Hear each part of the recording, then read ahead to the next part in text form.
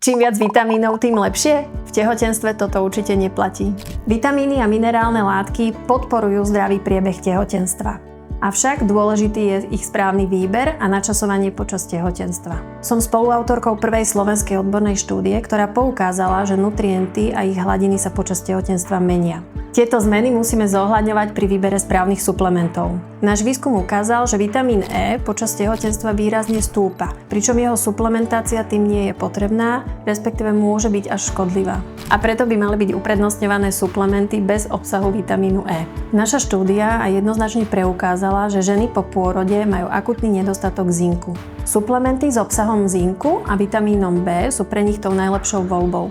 Svetové štúdie hovoria jasnou rečou. K správnemu priebehu pôrodu a k minimálnej strate krvi počas neho prispieva len niekoľko vhodne zvolených nutrientov. Menej je niekedy viac.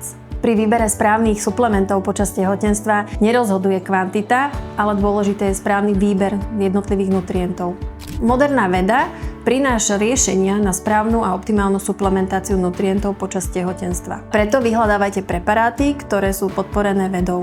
Vitamínové doplnky sú nevyhnutné pre správny priebeh tehotenstva. Ale úspech vám zaručí iba správna kombinácia. Počas tehotenstva nehľadajte skratky. Výživové doplnky pomáhajú len vtedy, keď za nimi stojí silný vedecký príbeh.